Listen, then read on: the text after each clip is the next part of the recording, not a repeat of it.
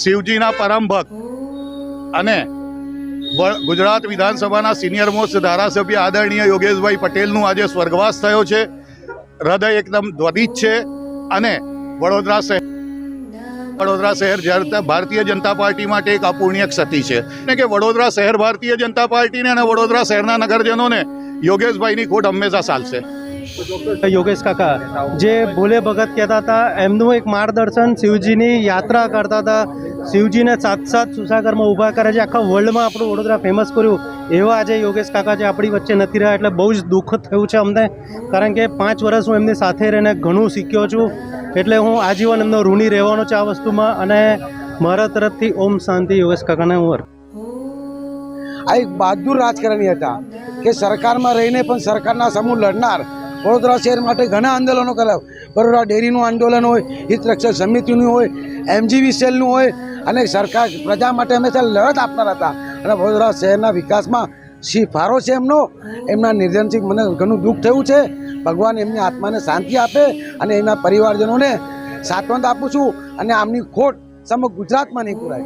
સામેના પક્ષમાં છો તેમ છતાં આટલી બધી લાગણી થઈ રહી છે, શું મુખ્ય કારણ? અરે એ કોઈ દિવસ પક્ષપાત કરતા જ નહીં હતા. એમના માટે છૂટાઓ પછી કોઈ પક્ષપાત નહીં, દરેકનું કામ કરતા હતા. કોઈ કોંગ્રેસ, કોઈ ભાજપ નહીં. એના માટે વડોદરા શહેરના લોકોને આમના માટે લાગણી છે અને એ લાગણીથી નાનું મોટું કોઈ પણ કામ હતા તો યોગેશભાઈ મને ફોન કરે, સદાને આટલું કામ છે, આવી જજે. એટલે હું તરત પહોંચી જતો હતો. પણ યોગેશભાઈ એટલા પ્રેમલ બી એટલા ગુસ્સેબાજ બી હતા, પણ એમનું ખોટ કોઈ દિવસ પૂરી નહીં થાય આ બરોડા શહેરમાં. વડોદરાની તમામ પ્રજા એમને યાદ કરશે. આખા બોલા હતા, જેને હા જે કામ થતું હોય તો હા કહેતા હતા, ના થતું હોય ચોખ્ખી ના પડે. પણ એમની સામે લડ્યા હતા. આપનો સંબંધ કેટલા વર્ષથી છે? કેટલા વર્ષથી એમને? હું 1990 એમને સારી રીતે ઓળખતો હતો, પણ 1980માં હું વિકાસ મંચથી લડ્યો હતો ને એ કોંગ્રેસમાંથી અમે લડ્યા હતા. કેટલી મોટી ખોટ છે વડોદરાવાસીઓને? એમની ખોટ કોઈ પૂરી જ નહીં કરી, એટલી મોટી ખોટ. વડોદરાના માંજલપુરના ધારાસભ્ય, સિનિયર ધારાસભ્ય, પરમ શિવ ભક્ત જેવા યોગેશ પટેલ કાકાનું નિધન થયું છે. ભગવાન દ્વારકાધીશના ચરણોમાં પ્રાર્થના કરીએ કે એમની આત્માને શાંતિ મળે અને એમના પરિવાર પર જ્યાં સંકટનો સમય આવ્યો છે એને સહન કરવાની પરમ કૃપાળુ પરમાત્મા શક્તિ પણ આપે. વડોદરા શહેરમાં બહુ જ સેવાકીય કાર્યો એમને કર્યા. ખાસ કરીને શિવજી કી સવારી એની શરૂઆત જ એમને કરી. એટલે પરમ શિવ ભક્ત આજે આપણી વચ્ચે નથી રહ્યા, ત્યારે અમને ભાવપૂર્ણ શ્રદ્ધાંજલિ આપીએ છીએ.